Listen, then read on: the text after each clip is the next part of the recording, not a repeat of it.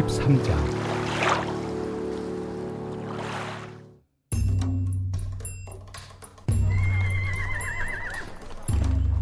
각 사람은 위에 있는 권세들에게 복종하라. 권세는 하나님으로부터 나지 않음이 없나니 모든 권세는 다 하나님께서 정하신 바라. 그러므로 권세를 거스르는 자는 하나님의 명을 거스름이니 거스르는 자들은 심판을 자취하리라. 다스리는 자들은 선한 일에 대하여 두려움이 되지 않고 악한 일에 대하여 되나니 내가 권세를 두려워하지 아니하려느냐. 선을 행하라. 그리하면 그에게 칭찬을 받으리라.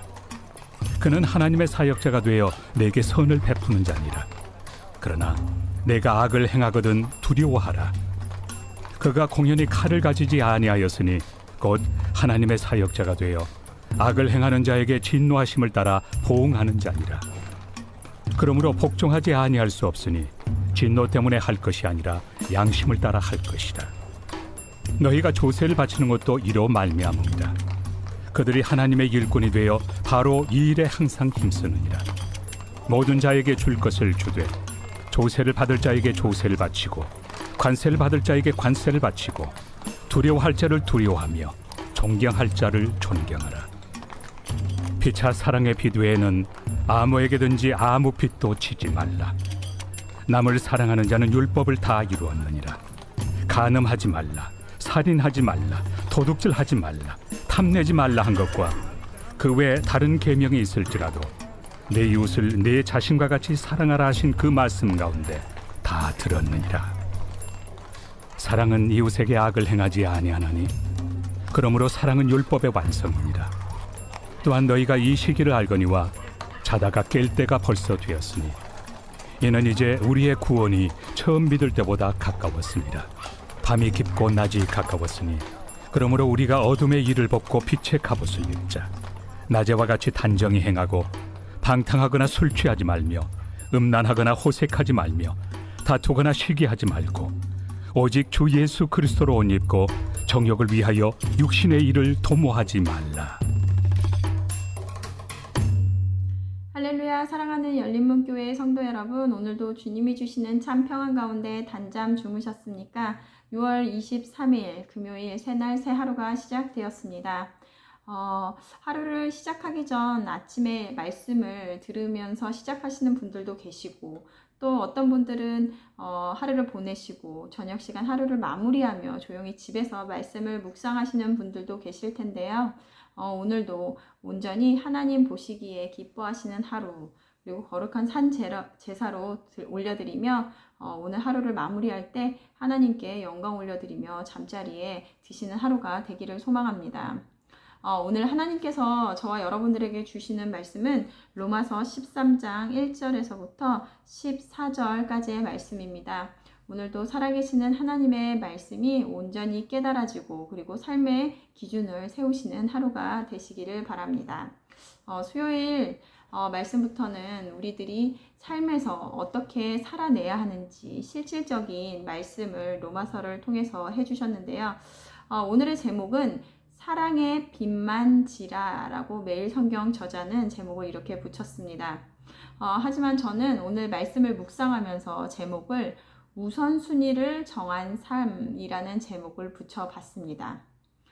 오늘 말씀은 크게 세상 권력을 향한 그리스도인의 태도 그리고 율법을 완성하는 사랑의 실천을 다루며 마지막으로 이 모든 일을 행함에 우리의 종말이 가까워 왔음을 깨달아 육신의 정욕을 쫓아 사는 것이 아니라 그리스도의 옷을 입고 살아갈 것을 말씀하고 있습니다.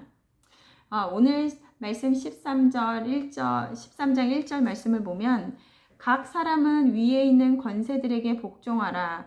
권세는 하나님으로부터 나지 않음이 없나니 모든 권세는 다 하나님께서 정하신 바라. 세상 권력에 대한 이 말씀을 보면 예수님께서 해주셨던 말씀이 모두 떠오를 것입니다. 바로 바리새인이 헤롯 당원을 데리고 예수님을 찾아가 벌였던 바로 세금 논쟁인데요. 바리새인들은 예수님의 말씀을 책잡아 로마 당국, 즉 세상 권세 아래 넘기기 위해서 가이사에게 세금을 바치는 것이 옳은지 아니면 옳지 않은지에 대해서 질문을 던집니다. 그리고 이 질문을 한 의도가 있었는데, 만약 예수님께서 가이사에게 세금을 바치는 것이 옳다라고 예수님께서 대답하신다면 매국노라는 낙인이 찍혀서 백성으로부터 배척을 당할 것이고, 또 반대로 옳지 않다고 대답하면 로마 정부로부터 반역죄로 몰려 처형당하게 될 것이기 때문이었습니다. 이에 예수님께서는 데나리온 하나를 가져와 보이라 라고 하시며 누구의 형상과 글이 있느냐라고 물으십니다. 그리고는 가이사의 것은 가이사에게, 하나님의 것은 하나님께 바치라 라고 말씀을 하십니다. 예수님은 이것을 통해 로마 정부를 인정함과 동시에 세금을 내는 것도 마땅하다고 보셨습니다. 하지만 이런 인정에는 그들이 두려워서도, 그들의 눈치를 보아서도 아니라 국가나 민족의 흥망성쇠에 대한 이 세상의 주권이 하나님께 있다는 것을 알고 계셨기 때문입니다. 그들을 인정하는 것은 그들을 세운 하나님의 주권을 인정하는 것이었기 때문이었습니다. 이 세상에는 하나님의 손이 닿지 않는 곳이 없습니다. 우리는 말씀을 통하여 그의 백성을 돌이키시기 위해 하나님께서는 악한 바벨론을 사용하시기도 하시고 바사 고레스 왕을 사용하시기도 하셨습니다. 이스라엘 백성들은 로마의 지배하에서 바벨론의 포로가 되었을 때, 애굽의 노예로 있을 때, 그들은 눈앞에 세상의 권력을 두려워하며 하나님은 살아계시는 것인지 의심하였지만, 우리는 성경을 통하여 그 시간을 허락하심으로 결국에는 그의 백성을 향한 구속 경륜을 이루어 나가시는 것을 알고 있습니다. 하나님은 이 세상의 온 우주의 창조주이시며 통치자라는 것을 우리는 깨달아야 합니다. 하지만 우리가 명심해야 하는 것은 그렇기에 세상의 권력 앞에 무조건 복종하고 따르라는 것이 아니라 세상법에 따라 의무를 다하며 살아가되, 만약 그것이 하나님의 법과 세상의 법이 충돌될 때는 그것에 대해 우선순위를 두어 판단할 수 있어야 되는 것입니다. 어떤 우선순위입니까? 하나님의 법, 하나님의 말씀이 우선순위가 되어야 한다는 것입니다. 오늘 말씀 10절을 보면 사랑은 이웃에게 악을 행하지 아니하나니 그러므로 사랑은 율법의 완성이니라.